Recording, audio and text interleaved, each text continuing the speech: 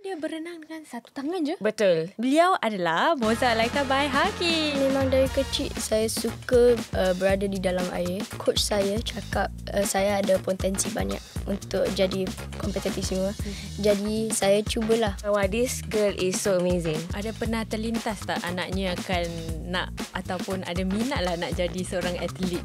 Naturally, yes. Ada expectation lah sebenarnya ni. But of course for Moza, she showed that challenge lah. That dia boleh compete. Selamat kembali ke satu lagi episod No Tapi. Saya Natasha Mustafa dan bersama saya hari ini adalah Amirah Salahuddin. Memandangkan Anwar masih dia tengah buat laporan yang lain lah. Okay. Jadi dia sibuk sikit. Jadi Amirah bersama saya hari ni. Ya, betul. Okey Okey, boleh. Okey, sebenarnya tetamu hari ini kita saya rasa berinspirasi. Dia macam kecil-kecil cili padi. Betul. Okay, like macam dia seorang atlet. Dia perenang, just swimmer. Okay. Tapi yang lebih istimewanya, beliau perenang yang dilahirkan dengan sebelah tangan tidak terbentuk sempurna disebabkan amniotic band syndrome yang menjejas pertubuhan tangannya. Maknanya dia berenang dengan satu tangan je? Betul. Wih. Cool kan? Dia bukan calang-calang ni orangnya. Beliau sudah pun berjaya memecah rekod di pusat akuatik OCBC baru-baru ini. Apapun kami memang tabik lah. Pasal kita pun tak boleh. Habis tu macam, wah, this girl is so amazing. Hold me back. Hold me back. Betul tu. Beliau adalah Moza Alyka Baihakki. Apa khabar? Baik. Moza ni sebenarnya anak bekas bintang bola sepak Baihakki Khaizan dan selebriti tempatan dan usahawan Nofasari Muhammad Yahya. Jadi bersama kami hari ini di studio juga Baihakki. Apa khabar? Khabar baik. Thank you so much for having us. Anda semua berdua dah bersedia untuk soalan-soalan notapis hari ni? Boleh. Boleh. Jadi sebelum kita tanya tentang perjalanan menjadi perenang, mungkin Moza boleh kongsikan sedikit tentang apa sebenarnya amniotic band syndrome ni sebenarnya? Ibu saya cakap macam apabila saya dilahirkan macam tak ada tangan, like my hands stopped growing when I was in the womb, something like that. Itu jadi apa ibu cakap. Jadi saya macam, okay. Dia terima je lah. Terima. Jadi ada tak macam mungkin terjejas anda punya everyday activities? Oh ya, terjejas. Macam daily activity macam tying shoelace ni. I need my dad to help me tie shoelace. Dan macam holding a ruler in school, tak boleh pun. Harus ada guru atau kawan hold ruler jadi boleh draw line begitu. Macam daily activities like a hand is a necessity, you know. Like without a hand is very like it struggles a lot, but I try my best. I try my best to be independent. Jadi anda dapat bantuan lah sekiranya tak boleh buat bersendirian lah. Okay. Dan sebagai seorang bapa Baihakki, anda pernah tak khawatir tak sekiranya anaknya mungkin tak dapat teruskan kehidupan seperti biasa? Soalan tu akan sentiasa revisit your mind lah, every now and then. But saya selalu remind myself that you cannot be just think of this every day in your life. Kita nak kena ke depan. Okay, sebutkan pasal ke depan how, right? So that's why we feel that kadang we just have to put that as it's going to be an ongoing challenge. And this is where with the support that she needs, apa yang dia perlu, hopefully kita boleh forever be there for her, which of course we will. And berperingkat lah in a way. Dia umur daripada mungkin one toddler, different challenge, and then primary school, and then now secondary school, then probably in teenage, which is she is right now. Kan dah 13? Baru masuk sekolah menengah. Baru Saiwan. Jadi perjalanan dia masih jauh lagi dan banyak yang akan anda capaikan lah kan dalam masa akan datang. InsyaAllah. Satu-satunya adalah berenang. Okay. Yeah. Jadi nak tahu sikit lah macam mana sebenarnya Moza mula berenang ni? Memang dari kecil ke? Baru-baru ni ke? Memang dari kecil saya suka berada di dalam air kerana ibu saya selalu membawa saya ke kolam renang atau water park. Saya pun tak tahulah, macam saya suka berada di dalam air, macam semua thoughts like go away. It's like my way to relax, like a hobby. Wah, saya pun dulu pergi berenang tapi saya tak jadi swimmer. Kenapa ni? Like, okay, ibu, hello. Cari semua orang ada masing-masing Jadi bila sebenarnya dari minat tu jadi hobi tu tiba-tiba jadi nak jadi competitive swimmer lah. Coach saya cakap saya ada potensi banyak untuk jadi competitive swimmer. Jadi saya cubalah. Macam kita ambil timing. Dia cakap timing saya baik. So jadi daripada situ saya pergi ke club kompetitif dan train dari situlah. Ini dari umur berapa ni? 11, 10. Darjah 4 begitu atau darjah 5. Dia selalu renang dengan abang dia. So abang dia pun kompetitif. Diorang suka challenge each other and all that. So bila naturally when they race, just suka-suka race, then we saw something. Kita cakap, budak ni walaupun dengan satu tangan, like she can compete. And abang dia like, a male and then lagi kuat and all that physically. So then from there we kind of like macam cakap, this is something lah. Kita tak tahu apa. Tapi then after that, one of our friends who is a coach also, is a personal coach. So I said, come on, let me train Moza. Let's see what is this and where can it go. Then she told us that, cakap, Moza can do this, Moza can do that. Kita pun risau lah kan. Cakap, tak tahu lah butterfly dia, it won't macam really look like a proper butterfly and all that. So, yeah, that's why we discover, there's para swimming. Of course, there's other national athletes also yang kita pun, nampak Pinsiu and other athletes that dah tunjukkan that, hey, it's possible, to do something and to do something meaningful through sports. Yeah, so this is where the pathway is lah, basically. Ada pernah terlintas tak anaknya akan nak ataupun ada minat lah nak jadi seorang atlet? Naturally, yes. I mean, if you are an ada athlete, expectation lah sebenarnya ni. Okay, on and off lah. Ada sikit, ada kadang tak juga. Because sometimes you are an athlete, sometimes you are also as a parent. So you have both sides of views. As an athlete myself, I wish also my anak, either one of them ambil and become an athlete. But of course for Moza herself, I mean tak sangka that she showed that challenge lah, that dia boleh compete. At the same time, to be honest, when she was young pun, bila fasa dia sedang di toddler, dia sedang merangkak, and she don't merangkak like budak biasa. Dia akan tak ada balance and then asyik jatuh on one side, jatuh. So that process actually, it gave me a glimpse of like, hey, if she have this never give up attitude as a toddler, and tempat benjol tu sama tau. So asyik jatuh the same place. Alamak. So I kind of like, hey, why am I during my football days and it was my Lions 12 days that time. So it inspired me also. It sends me a message also whenever I pergi training and nak pergi game. So I use her as satu symbol of inspiration for me to go into my game. And I use that to inspire and challenge myself. Wah, so sweet. Moza pertama kali dengar ni ke macam tak ni? Banyak kali dah. Okay. At least you know. At least you know. If I can do it, he can do it also. Yes. If you can do it, everybody can do it. Amira, you can do it. Cuba.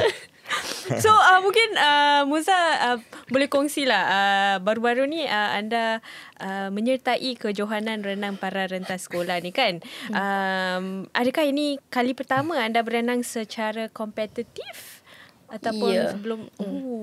So for this competition, saya tak harapkan apa-apa. Macam saya gunakan competition ini untuk see where I'm at, like what's my benchmark and stuff like that. Because competition ini macam great opportunity untuk tengok other para athletes and see like, oh, if I'm here, then maybe I can improve my timing to this level. I didn't expect to win at all because it was my first competition. It was on a Saturday. I was tired and just get through it. And I didn't think I would win, but I did. Oh. Ada. Berikan tepukan kepada. Penat-penat pun masih tu. Kenapa penat? Tak cukup rehat ke? Of course, like it was a Macam a random Saturday, then suddenly like. And yeah, and we got this competition actually at quite short notice. Oh. And I was like, okay, it's a competition. It's a great opportunity for me to see where I'm at, see my level. So sebelum tu masa tak ada macam persiapan sangat lah, tak ada. Ada persiapan, tetapi that persiapan stopped at P6 because of my PSLE. Oh, okay. Like we had to take a big break because of PSLE. My mom locked me down in the home and asked me to study. The mom lock her down no swimming. Nanti you get sick. You're gonna take PSLE first, and then we're gonna focus on your swimming balik. So then Sec 1 continue balik swimming, buat labs and stuff like that, intensive training, dan masuk competition. So, macam like intensive training ni berapa kali seminggu atau like berapa the duration untuk practice, how long? Okay, so far dia punya training is progressive. So it started off from simple training, strokes, introduction of different strokes, right? Then when they found out that, hey, Moza can do freestyle and can do this or whatever styles and all that, then we focus on endurance pula.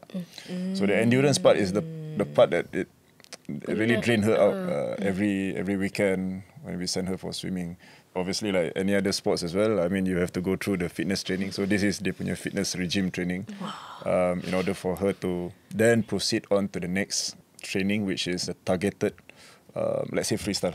So we want to prepare her, say for example, the next 5 years, say SEA Games atau whatever competition. Then that will be a specific training for her lah. To get the fitness level up, and then after that we go for specific. Endurance was hard. So apa endurance training tu selalunya buat apa? They focus on long distance. Macam 50 meter kan macam banyak very very wide. So they say 100 meters easy, so like you just like pace yourself, and then they would say 400 meters go sprint. So okay, the first time I was like, okay, how do I do this? So I just pace myself. Then the hardest set that I had to do was actually 400 meters for freestyle. Wow. And like I just kept on doing it, and with like practice comes perfect lah. It actually helped me a lot, especially for long distance. So now I can do 50 meters, okay, 100 meters. Yeah. Getting there. Dalam masa akan datang lebih baik lah. Lebih baik. Wow, okay. So bila anda menang pertandingan tu, apa perasaan anda? Anda macam, wow, tak sangka. Tak sangka. Macam saya shock begitu. Saya tak buat banyak persiapan, tetapi masih ada persiapan, tetapi saya boleh menang ini. So apabila saya menang, saya dapat, okay, ini benchmark saya. Macam mana saya boleh improve dalam timing saya. Saya tidak jangka saya akan menang kerana ini first competition.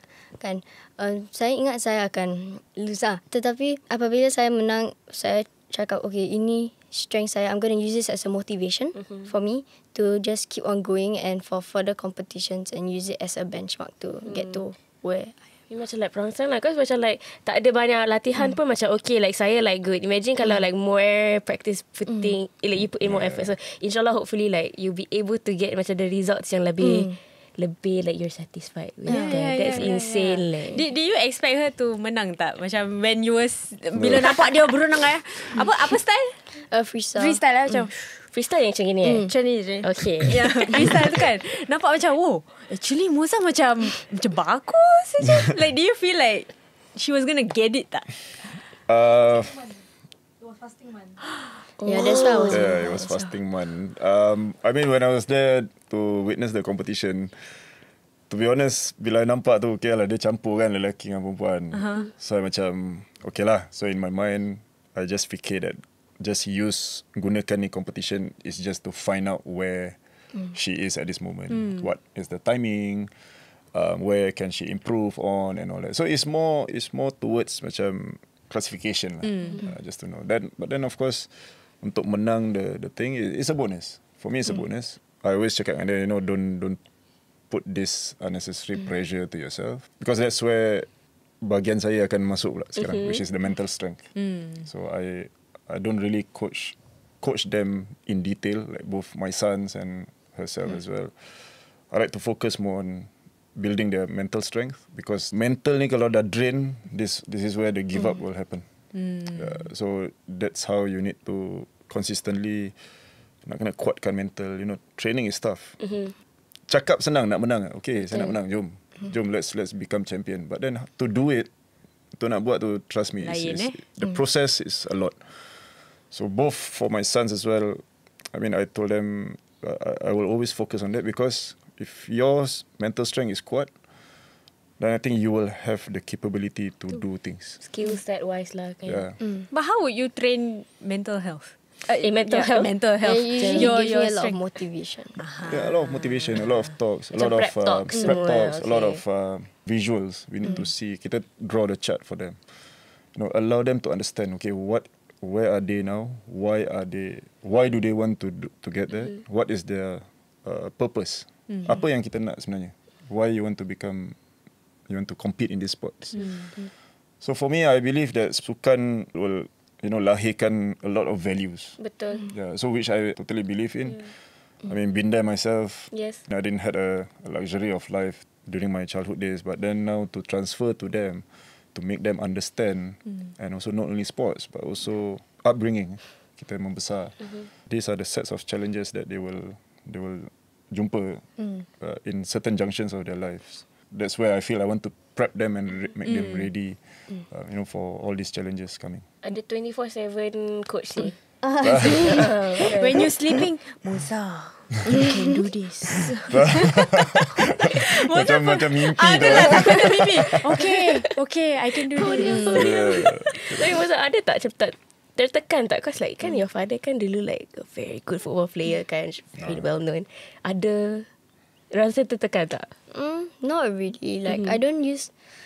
Okay, a lot of people might say like, because you have like you have an athlete father and like you're famous and stuff like that. But I like to focus on myself. Betul. Like I don't say like, because of this then I'm like that. Okay, Correct. like I don't use like my father's profile and my mom's profile as an advantage to myself. Like I try to be independent, and like I don't feel stressed at all, because it's myself, it's my life. I'm trying to focus on what I want to do, and him being an athlete is just a backup for me. It's like you are you kan. Macam like the fact that you have like your parents, it's okay, alhamdulillah, but like macam I am Moza, I am an athlete of my own. I think also the more that I agree with a point, because it's also difficult for for us to position ourselves, and then Betul. sometimes to run away from things, but the reality is dia anak kita orang, and then people will always mengaitkan and all that. So for me, it's always even for my two sons and them and Moza, I like to kind of like put them in the ocean and survive on their own. So in certain ways, I will just be seeing. Saya akan lihat dari jangka yang jauh sikit. So just so that they are okay, that they can jaga and manage benda tu sendiri. But don't worry lah, Moza kan boleh swim. Dia boleh float lah. Don't worry, she can float, she can swim, not a problem. Jadi daripada pertandingan tu kan, macam mana tiba-tiba ada niat ataupun minat lah nak memasuki Sukan Paralimpik ni? Project 2026 ya. Like what I said, because I entered the competition, like the competitive state in the first place to get to Paralympics. Like, okay, there's competitions that somewhat built my way up. It's like a stepping stone. Then you can improve yourself and improve myself to 2026 Paralympics. And yeah. Oh, dia tengah serius tu, dia sampai crack-crack ni. Saya pun takut. Jadi sekarang ni mungkin daripada pertandingan yang anda sudah menyertai tu kan, sampailah Sukan Paralimpik tu kan.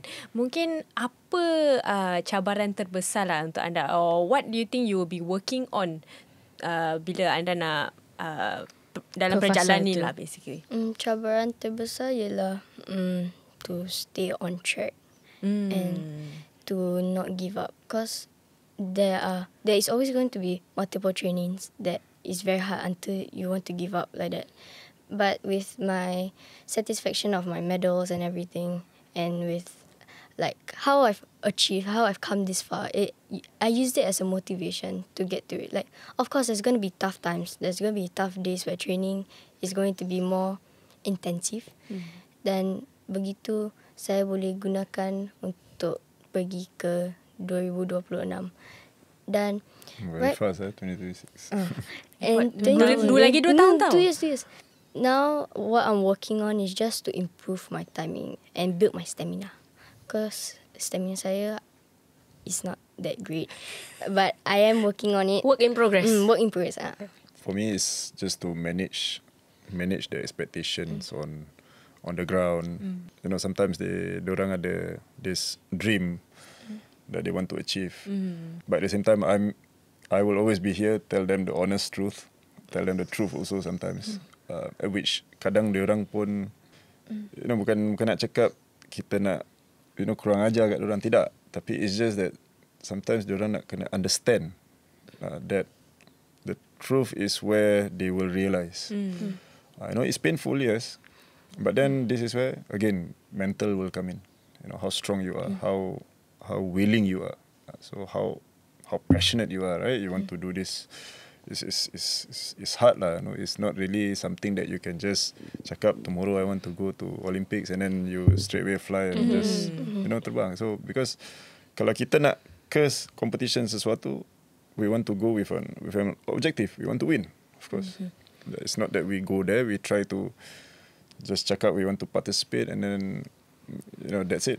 You training, you just imagine macam Joseph Schooling and all that. Berapa tahun latihan just to get that one moment and to tell yourself that you are the best in the world. You know, so it just doesn't come overnight. So that is the things that I also kind of like show her the pathway, show her her development stage.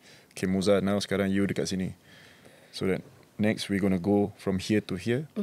It will take at least another 1 year, 1.5 years. Depends on her. So how much training, how much she's willing to put in. Then ada pelajaran, School commitment. and commitments and communications with Singapore Disability Sports Council as well. So how's their commitment? Yeah, this is a lot lah, to be honest. Pernah ada macam tergaduh tak pasal benda macam ni? Macam I want to go but no Moza, not yet. Pernah tak ada keadaan macam tu? Okay, I selalu suka diam dulu. I will let her express herself and then cakap apa dia nak, apa dia rasa dia boleh buat and all that. Mine will come last because they will know that okay, daddy's punya kata-kata ni is not so supportive. They will think that way. Okay. But it's just that when they go through it themselves, then they get the answer. Okay. So they kind of like, oh yeah, actually betul lah. Jadi aku cakap, cuma diorang tak boleh terima benda tu. So that process I will then slowly she will understand that Yelah, tu process. pasal like kena like let them pergi that journey and then realize go through okay that journey, actually correct. Okay lah, then next time kita akan like be more careful, more technical dengan your Technical. steps. True. Dan bagaimana Baihakki mungkin menyokong Moza lah dalam perjalanannya, because you've been a young athlete yourself kan, so bimbingan dia macam mana? I think untuk case Moza is a bit different because swimming is an individual sports. Betul. Where football is a team sport. Skill dia different sikit. Skill difference, approach, and also personal trainings, and dorang is more towards team training.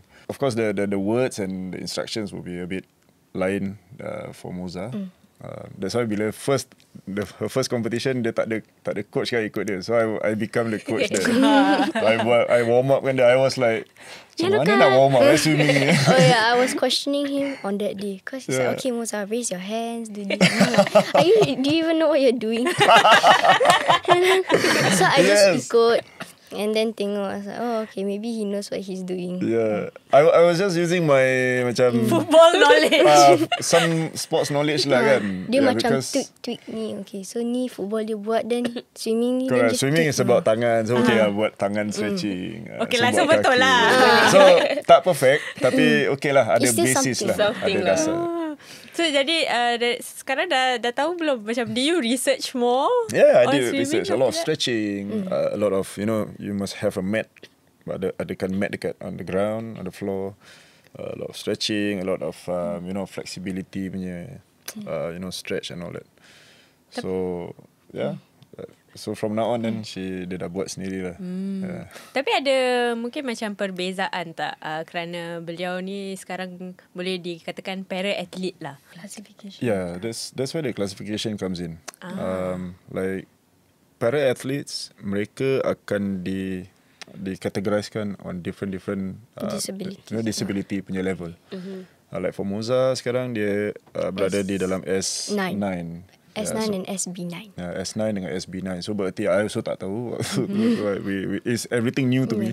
Then so for example like Pinciu yang ada masalah kaki, dia orang akan ada di kategori yang lain. She's in S2. Dia S2. So ada S9. So ada yang berbeza-beza lah. Ada yang tak ada tangan, belongs to this. Ada yang tak ada whatever. So dari situ baru kita macam kind of okay. Then every category pula ada timing diorang, the best timing of that category. Okay. So her focus is actually to just focus on S9 punya timings. She don't need to even, yang lain-lain tak payah. Yes, correct. No need to kisahkan yang S3, S4 because not her category. So yang buat benda a bit senang sikit to focus on is we just focus on this timing and then we work towards that. Rather than macam football, like for my two sons, there's a lot of other components lah kan kita, because you are playing with a team, you're playing with a group of 11 other players as well. So how much can he contribute to the team and all that. Pernah tak mungkin bila Moza mulakan perjalanan untuk menjadi seorang perenang ni kan, dapat mungkin macam komen negatif lah, macam betul ke dia ni nak swim? Ya, dah terdapat cause a lot of my friends macam cakap, how you gonna swim one hand? Like, be realistic here, macam gitu.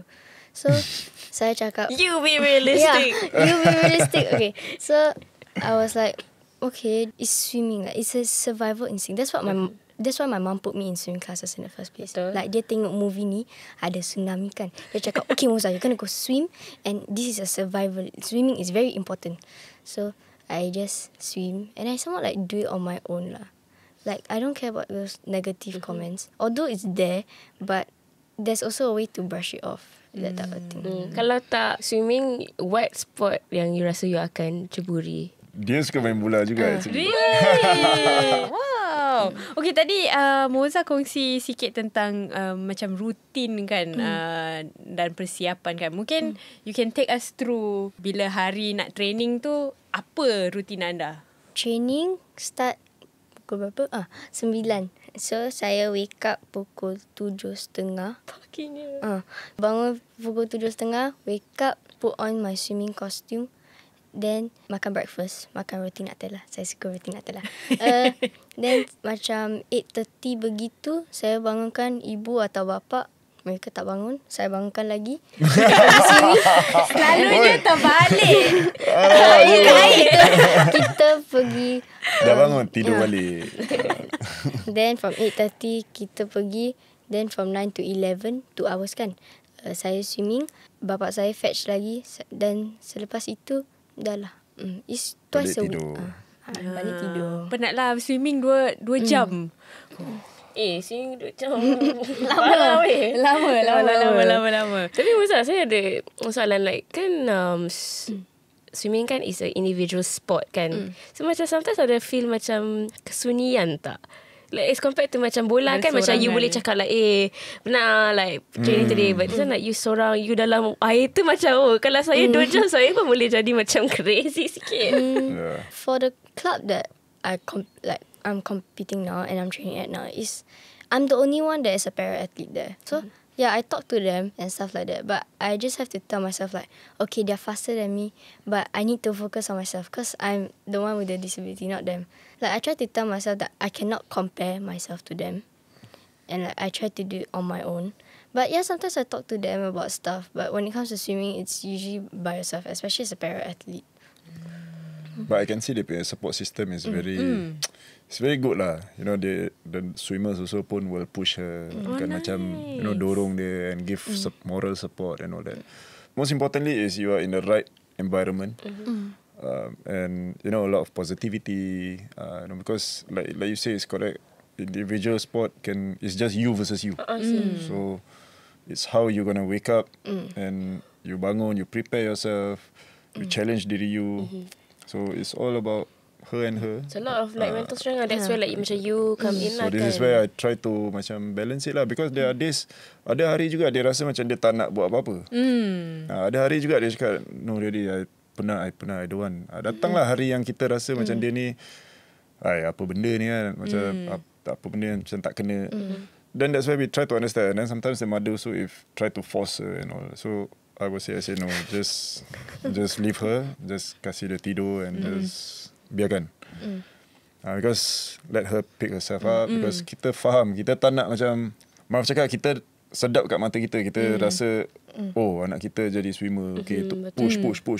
Tapi ada dia yang suffer. So we don't want that. Kita nak dia naturally get progress and push herself. Sikit sebanyak kita boleh just kasih kita punya pendapat.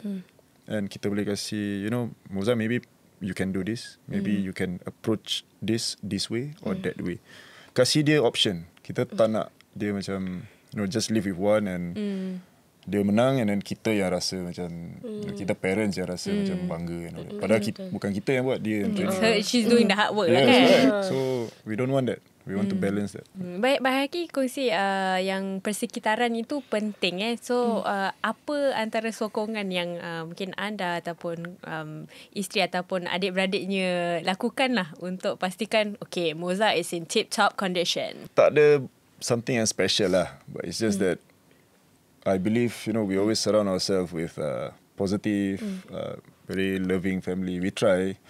I mean, bohong lah tak gaduh budak-budak ni kan. Mesti orang gaduh and understanding semua. But then we always try to, kita selalu macam always, when the right moment, everybody is there for them. So we want to create satu environment yang, even abang dia main bola, kita support. Adik dia ada game, ada training, everybody datang support and all that. So criticism is part of sports. That's normal. I mean, I go through it myself. Even until the point that sampai dah lali lah, dah this dah terlalu, is part of you already. So yes, there's good, there's bad days, good days. That's normal. Everybody pun ada dia orang punya good and bad days. So for her, I need also to let her understand that this is gonna be part of you. This thing is not everything smooth sailing, very fairy tale, semua akan puji you and all that. No. I say there will be a day that setengah orang suka you, setengah orang tak suka you. From the start, people can already judge you. I don't know, call names ke whatever. So it's my job to actually just to let her just look at that and kalau boleh all these distractions to put aside. Yeah, but Alhamdulillah, a lot of good response even from public also. Even kita pun dorong orang, for budak-budak yang mungkin ada sama case macam Moza. Our message to them is always, don't hide your child. Let them out, expose them. It's okay. I mean, it's part of their life. I mean, we cannot be, just because Moza is like this, then nak rasa malu and all that for what? So I think minda kita nak kena try to be a bit open lah in that such. And then apa perasaan Moza lah dapat sokongan yang terbaik lah? It seems like your family is doing a lot kan to support you in your journey. Apa perasaan anda? It's like 99.99% is from my family, and it's a good foundation lah. Like as my family for support, because they are your family. You're gonna be seeing them 24/7, 365. So with this support, it's actually like more motivational, and it actually helps me a lot because I see them every day, and then they're like, "Oh, it's okay, Moza, you can do it." And we usually have this routine where we would go to each other's like competitions and matches. Like if Mika were to have a competition or a match, then I would go, and then if Muaz were to have a match, then I would also go with our entire family, then just support one another. So it's like vice versa. You support me, I support you. Baguslah ada sokongan. Sokongan tu penting lah untuk dapat keyakinan dan juga macam you feel love lah kan. And you feel like bila diorang menjerit-jerit tu macam alright, I'm gonna swim harder. Betul tak? Tapi tak boleh dengar. Okay. Tapi dalam minda lah imagine. Daripada satu minat kepada hobi dan kemudiannya sekarang bersaing secara kompetitif dalam sukan renang ni. Apakah Moza rasa your participation in this competition, why is it penting lah for you to do it? I've always believed like you do it, then like you can see your consequences lah, or like what's gonna happen next. Because if you don't do it, then I wouldn't have won the medal in the first place. I wouldn't have like gotten into news in the first place. I think is to just do it, then you can see where you're at. Whatever has come to you, like whatever life has put onto you, just use it as a motivation or as a stepping block to where you want to get. And then do you rasa yang you play an important role, peranan yang penting untuk menjadi wakil lah bagi atlet-atlet para yang lain? Oh yeah, saya macam, I don't know what to say, but I think a lot of people have taken me as their inspiration because I've heard from other people, and I'm really happy to do that. Like I'm really happy to see other para athletes like doing the same thing as I am, because then I know that I've been such a big inspiration, and just me winning the competition just shows everyone I can do it. Saya boleh buat ni, saya boleh buat tu. Even though saya ada satu tangan, saya masih boleh buat ni. Macam disability doesn't define you. You can't say that. Like you can't Say say it louder for the people at the back. Jadi dari pengalaman ini, bagaimana anda berharaplah dapat terus meningkatkanlah kesedaran tentang potensi mungkin mereka yang seperti anda yang mungkin kurang upaya kan, untuk menjadi versi yang terbaik lah mereka. Just keep on working. Like even though you want to give up, even though if you are in a dead block, okay, yes, it's good to take a break sometimes and have a lot of people who support you. Surround your environment with good people, because if you don't have like that basic of being supported and everything, like even with friends like who support you already, you've got yourselves like 4 lifers and stuff like that, and also your parents who support you all the time. And I think you can become the best version of yourself, like mentally and physically, if you just keep on working, even though times will be tough. Wah, Moza baru saja 13 tahun tapi macam cakap dengan like kakak-kakak. Dan macam like your brain is like orang tua, So the debate.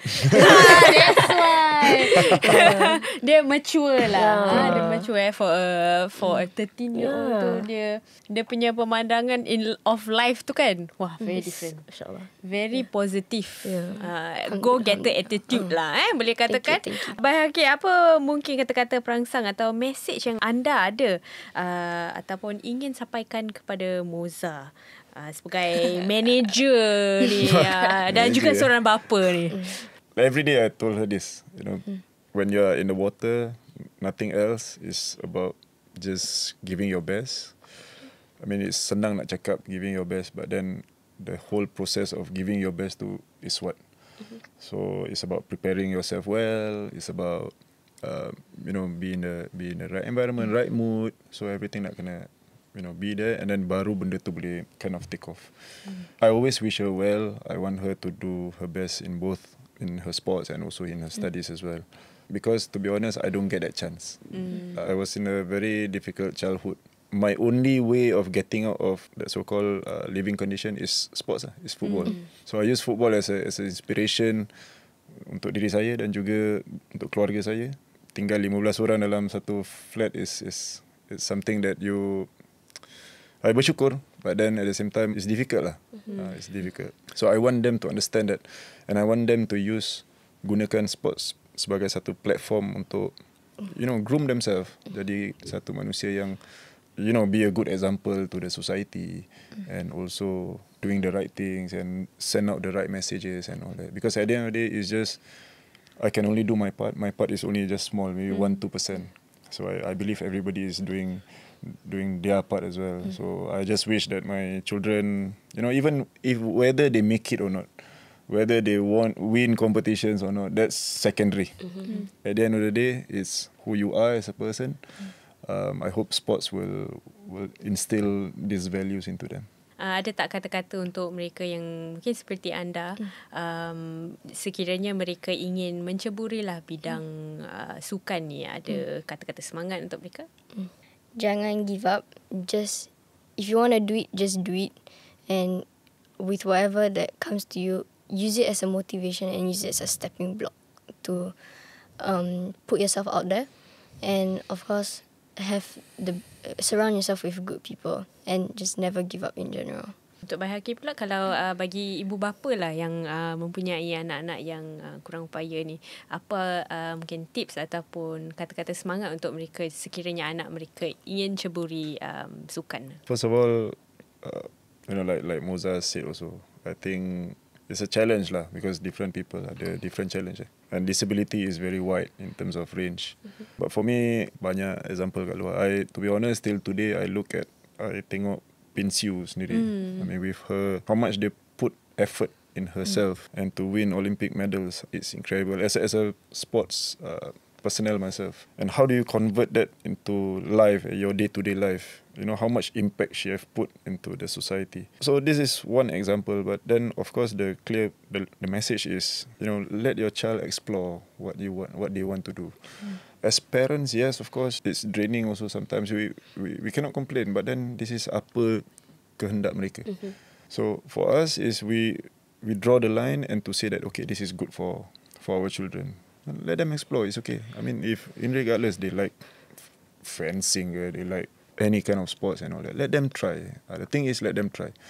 Macam Moza, so we let her try bow and arrow lah, you know, although with one hand. So kita taruh macam mana tu? Kita taruh elastik kat sini. We try lah. Kita try macam-macam way. So it's a skill set kan, that diorang tahu benda ni, dan dia akan tahu sendiri, oh no, I cannot do bow and arrow. It's not for me. Because if you have someone to tell you that you can't do it, it's very different. Like the results that you get. Like for example, someone were to tell you you can't play the guitar, but I play the guitar myself. So it will look weird lah, tapi still achieve the same results, just in exactly, it's just a different way.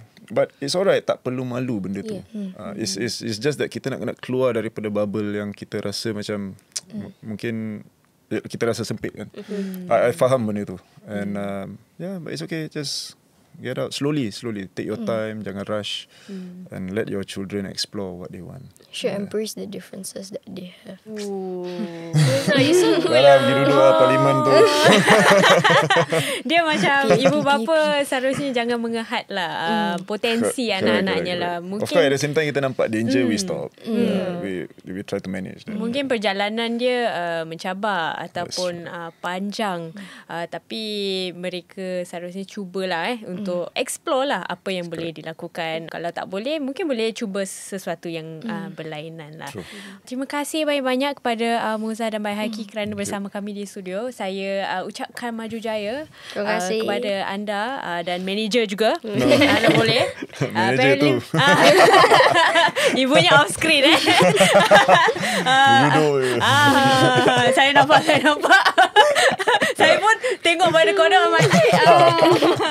Tapi saya harap apa-apa yang anda impikan, anda akan capainya lah. Terima kasih sekali lagi, dan kita jumpa dalam podcast seterusnya. Bye.